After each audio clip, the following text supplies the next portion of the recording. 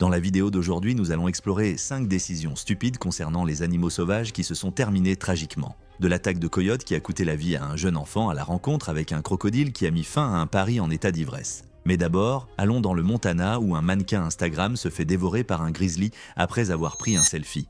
Nous étions le 17 août 2018 dans le parc national de Glacier, Montana. Le matin était frais et clair, le soleil perçait le brouillard de la vallée. C'était le genre de journée qui attirait les randonneurs, les photographes et les touristes dès le matin. Mais pour un visiteur, le calme avant midi se terminerait violemment. Riley Voss, 24 ans, avait pris l'avion de San Diego la semaine précédente. Elle n'était pas célèbre, mais elle essayait de l'être. Son fil d'actualité sur les réseaux sociaux, avec 3000 abonnés, principalement des amis et des camarades de classe, était rempli de couchers de soleil sur la plage, de modes de magasins d'occasion et maintenant de nature. Elle voulait une nouvelle direction, un contenu de nature sauvage. Elle disait aux gens qu'elle créait une ambiance d'aventure rustique. Elle avait lu des articles sur la beauté de Glacière et acheté tout l'équipement nécessaire. De nouvelles bottes de randonnée, un coupe-vent néon, un petit trépied et un spray anti-ours. Ses parents pensaient que le voyage était spontané mais sans danger. Elle avait économisé assez d'argent grâce à des petits boulots en photographie pour le financer. Les amis de Riley ne la voyaient pas comme une aventurière. Elle était simplement inexpérimentée et pensait probablement en savoir plus qu'elle ne le faisait. Elle ne faisait pas du camping dans l'arrière-pays. Elle a choisi des sentiers accessibles où elle pouvait encore avoir du réseau et prendre des photos esthétiques des lacs et des arbres. Ce matin-là, elle a envoyé un message à une de ses amies pour lui dire qu'elle avait prévu de trouver le bosquet d'Aulne où le soleil traversait comme du vitrail et de prendre une photo devant. La population de grizzly dans le glacier, environ 300 individus, était stable mais suivie de près. Les femelles avec des petits ais étaient notoirement défensives. Pesant autour de 400 livres, elles pouvaient sprinter jusqu'à 30 miles par heure et écraser des os avec une force de morsure dépassant 1000 psy. Les gardes forestiers martelaient ces faits aux visiteurs quotidiennement, leur rappelant de faire du bruit, de randonner en groupe et de porter du gaz poivré pour ours à portée de main, pas enfoui dans un sac. Riley avait vu les panneaux d'avertissement au départ du sentier ce matin-là, avec une image d'une mère ours et de ses petits. D'autres touristes se sont souvenus de l'avoir vu rire doucement, prendre une photo du panneau. Plus tard, elle a posté cette photo sur son histoire de réseau social avec la légende « Je vais bien, haha ». La première erreur est venue tôt. Elle a croisé une paire de randonneurs qui revenaient et qui l'ont averti de l'activité des ours près du bosquet. Ils avaient vu des excréments et entendu des grognements. Elle les a remerciés, a dit qu'elle ferait attention et a quand même continué. À un virage, elle s'est arrêtée pour installer son trépied à côté d'un fourré d'aulne et d'arbustes à baies. La région était riche de fruits de fin d'été, un terrain de nourrissage parfait pour les ours. L'air avait une légère odeur de baies sucrées et de musc, quelque chose qu'elle ne reconnaissait pas. Sa deuxième erreur fut le silence. Elle ne parlait pas, ne chantait pas, ne faisait pas de bruit. Elle était concentrée sur le cadrage de la prise de vue, reculant, ajustant les angles.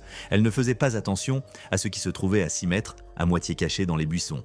Une femelle grizzly était là, se nourrissant avec son petit. L'ours a probablement remarqué Riley en premier, s'arrêtant pendant qu'il se nourrissait. Les grizzlies donnent des avertissements, soufflent, balancent avec la tête, claquent des mâchoires. Riley a entendu les sons mais les a confondus avec le vent. Elle s'est rapprochée du trépied, son appareil photo prenant plusieurs photos en même temps. Sur les photos récupérées plus tard, la première l'a montrée souriante vers l'objectif.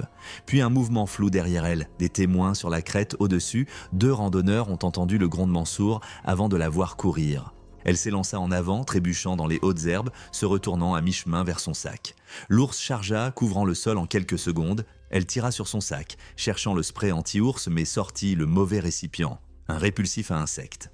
Elle l'a pulvérisé à l'aveugle, réalisant trop tard que ce n'était pas un spray anti-ours. L'ours a frappé, heurtant son épaule, l'impact l'a fait pivoter sur le côté, son cri s'arrêtant net. Elle est tombée lourdement, roulant une fois, avant que l'ours ne soit sur elle. Il l'a plaquée au sol, ses mâchoires se refermant sur son dos.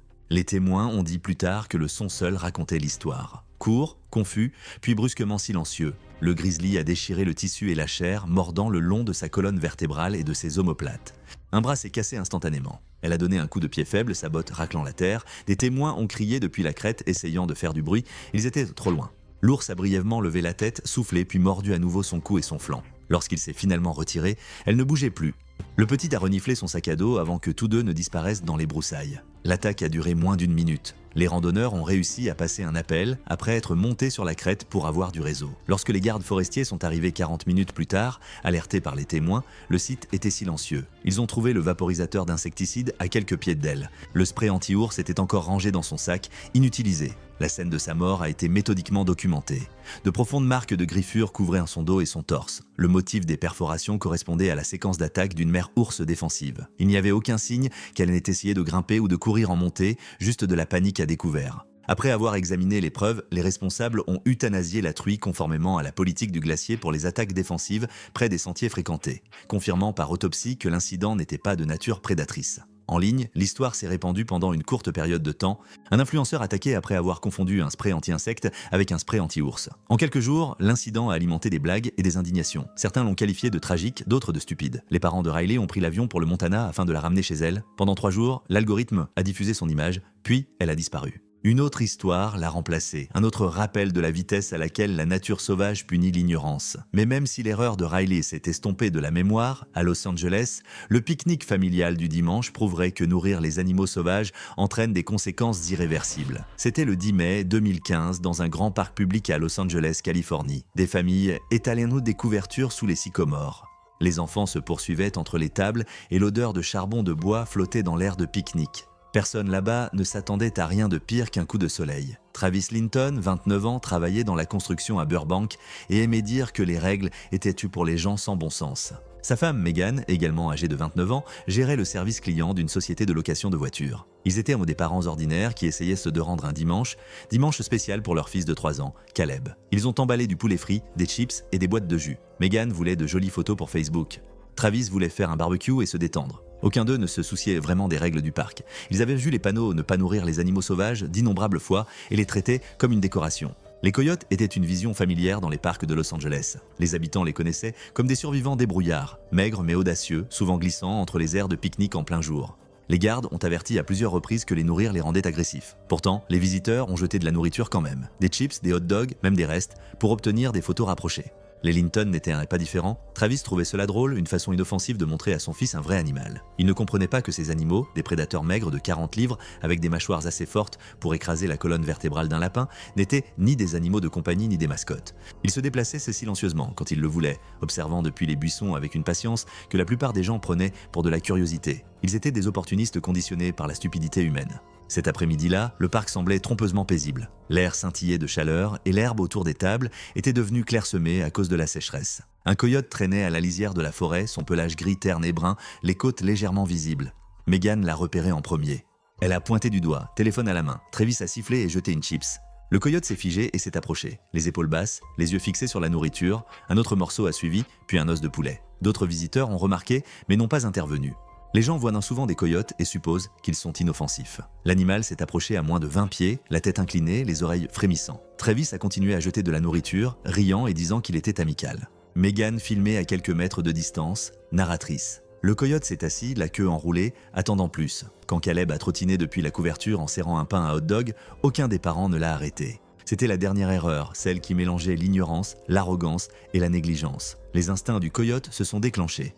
Il a vu du mouvement et de la nourriture dans une petite cible se déplaçant lentement. Les témoins ont dit plus tard que l'attaque s'est produite rapidement. L'animal a bondi en un éclair de gris. Le téléphone de Megan est tombé. L'animal a serré ses mâchoires autour du cou de l'enfant, secouant une fois, le traînant sur plusieurs mètres dans l'herbe. Le cri qui a suivi n'était pas celui de l'enfant, c'était celui de sa mère. Travis a bondi, trébuchant sur la glacière. Il a atteint le coyote et lui a donné un coup de pied fort, puis a attrapé le bras de Caleb et a tiré. Pendant plusieurs secondes, il y a eu une horrible tire à la corde.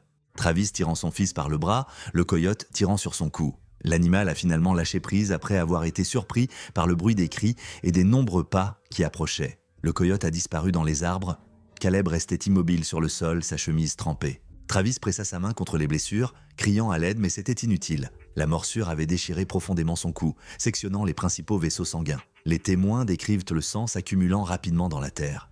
Megan cria pour une ambulance, mais chaque seconde semblait interminable. Les Rangers et les unités de la police de Los Angeles sont arrivés 5 minutes après plusieurs appels au 911. Ils ont trouvé Travis à genoux, secouant les épaules de son fils, répétant son nom. Les ambulanciers ont pris le relais, mais l'enfant était déjà devenu pâle.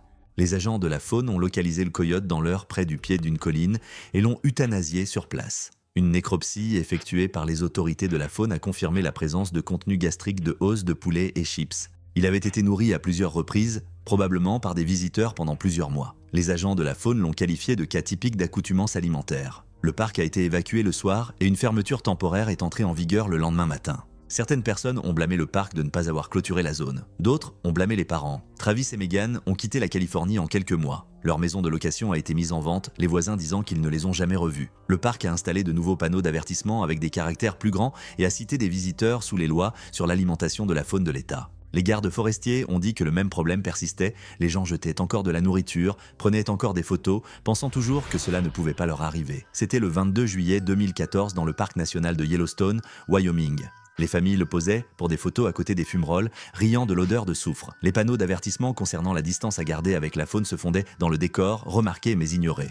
Avant midi cependant, une foule resterait figée en silence près du Lower Geyser Basin, regardant le corps d'un homme qui a appris trop tard que les panneaux n'étaient pas des blagues. Darren Koppel avait 45 ans, un technicien en climatisation de Kansas City. Il avait conduit sa femme Linda et leurs 2 adolescents à travers le parc cette semaine-là dans un SUV de location.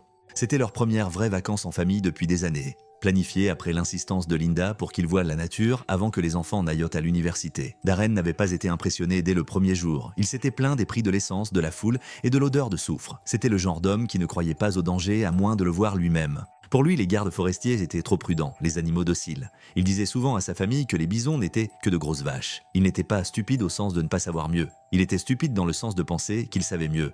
Chaque matin, il se moquait des avertissements affichés, les lisant à haute voix sur un ton sarcastique. Il riait des autres touristes prenant des photos depuis la promenade, marmonnant que les gens avaient peur des herbivores. Quand Linda lui a parlé d'un reportage sur quelqu'un qui avait été encorné des années auparavant, il a balayé cela d'un revers de main comme de la malchance.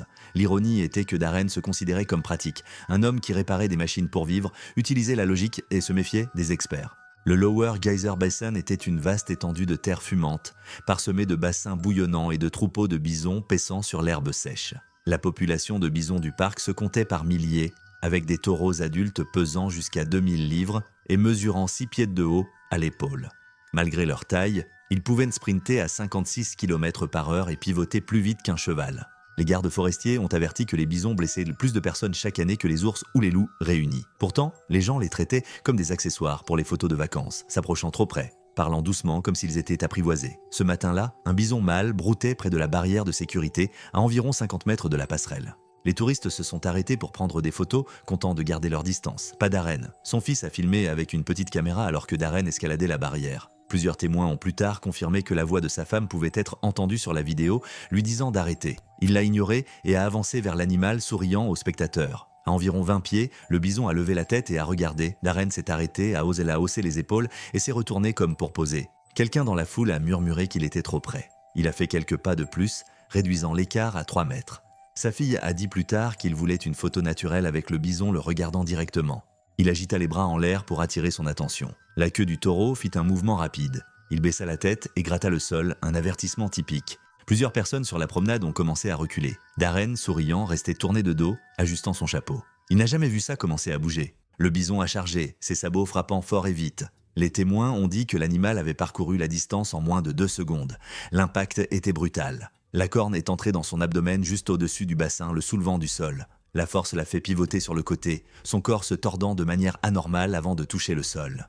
Pendant un instant, il resta immobile. Puis le taureau chargea à nouveau, le saisissant sous les côtes et le projetant à plusieurs mètres. Son cri fut court et aigu, se terminant brusquement lorsqu'il toucha le sol. Le bruit du piétinement était écœurant, un bruit sourd et de craquement qui réduisit la foule au silence. Le bison a piétiné sa poitrine une fois avant de balancer la tête et de s'éloigner, respirant fort, la queue levée. D'autres touristes ont vu Linda courir vers lui, tombant à genoux à côté de lui en leur criant d'appeler à l'aide. Le sang s'est rapidement répandu sur sa chemise. La corne avait traversé son abdomen et ressorti par son bas du dos, brisant des côtes et perforant des organes internes.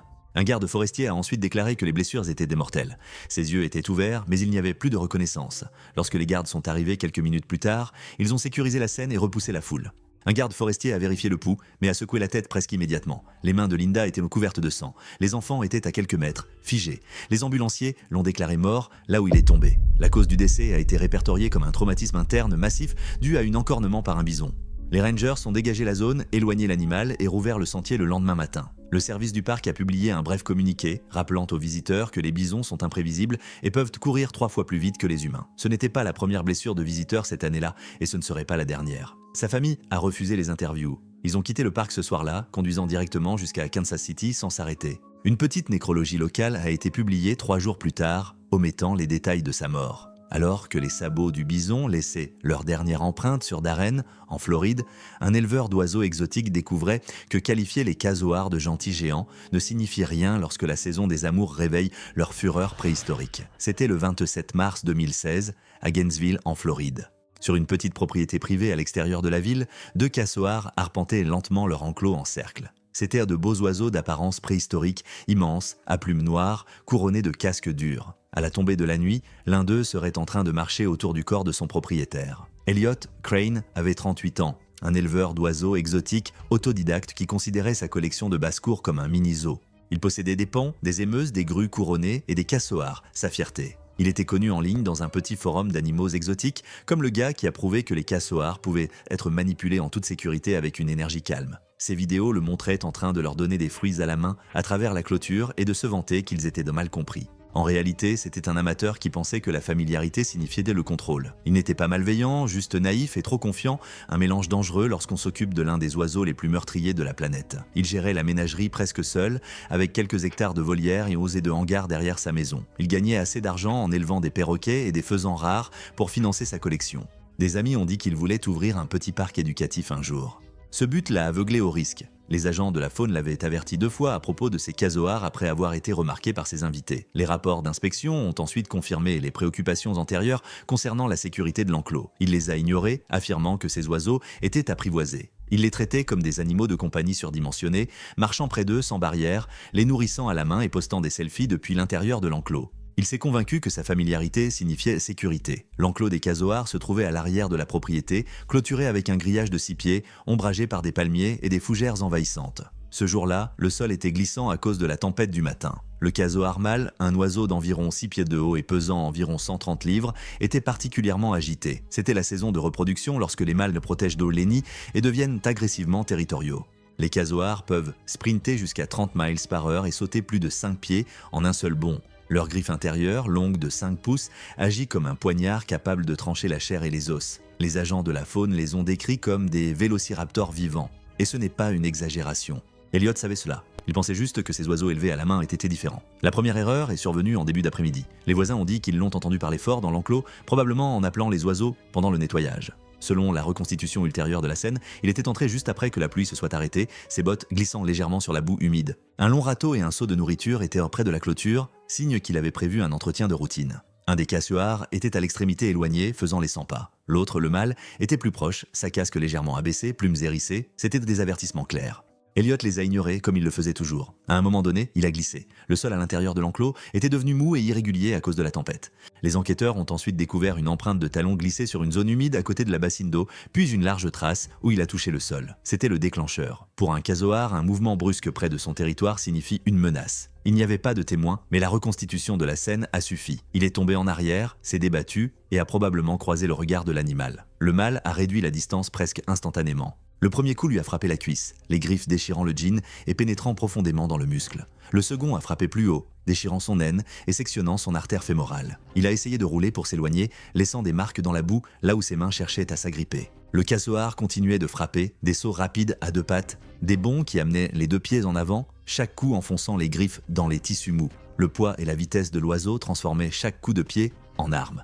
Les preuves ont montré des blessures défensives sur ses bras et avant-bras, suggérant qu'il a essayé de bloquer les attaques, mais cela n'a pas d'importance car il s'est vidé de son sang en quelques secondes. Les cris ont dépassé la ligne de propriété. Un voisin a ensuite dit qu'ils avaient duré moins de 30 secondes, se terminant soudainement. Lorsque le voisin est arrivé, le cassoir se tenait près du corps, plumes ébouriffées, sifflant. La porte de l'enclos était entr'ouverte. Elliot était allongé sur le dos, immobile, les yeux ouverts, entouré de boue remuée striée de sang. Son jean était en lambeaux. La blessure mortelle, une profonde entaille sur la cuisse supérieure, avait pompé assez de sang pour tacher le sol en noir. Les adjoints et les agents de la faune sont arrivés quelques minutes plus tard après avoir été appelés par le voisin. Ils ont utilisé des perches et des barrières pour coincer le casoar qui marchait et sifflait comme s'il gardait encore son territoire. Une fois sédaté, ils l'ont retiré de l'enclos et ont confirmé qu'Elliot était mort sur les lieux.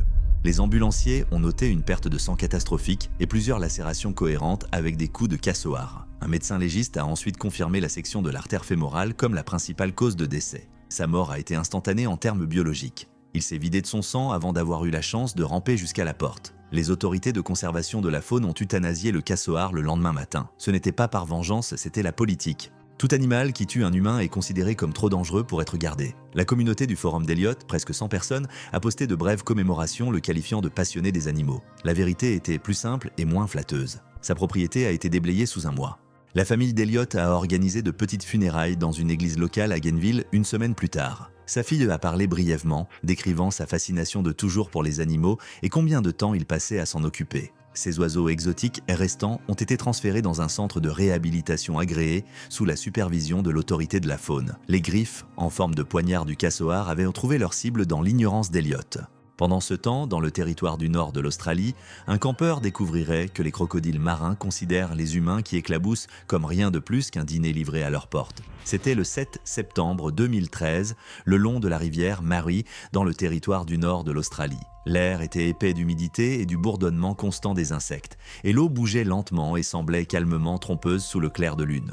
Pour quiconque connaissait la région, c'était le genre de nuit qui avertissait les gens de rester éloignés de la berge. Mais pour Declan Murrin et ses amis, ce n'était qu'une étape de plus dans leur long week-end de camping. Une nuit de rire, de bière bon marché et de mauvaises décisions qui se terminerait avec l'un d'eux disparu. Declan avait 33 ans, il était technicien en réfrigération à Darwin. Il était connu parmi ses collègues pour être confiant à la limite de l'arrogance. Il avait grandi près de la côte, pêchant dans un pays de crocodiles, et aimait dire qu'il savait lire les eaux. Il n'était pas imprudent de nature, mais l'alcool avait le don d'amplifier son besoin de prouver un point. Ses amis le décrivaient comme celui qui poussait toujours les choses un peu trop loin, grimpant plus haut, conduisant plus vite, testant les limites, juste pour voir où elles céderaient. Ce week-end-là avait été son idée. Il avait réuni 6 amis pour un voyage de 3 jours à Kyle's Crossing sur la rivière Mary, l'un des habitats de crocodiles les plus notoires du pays. Les hommes ont apporté des tents, des glacières et une vieille enceinte Bluetooth. Ils ont ignoré les grands panneaux d'avertissement jaune près de la berge qui représentait une silhouette stylisée de crocodile.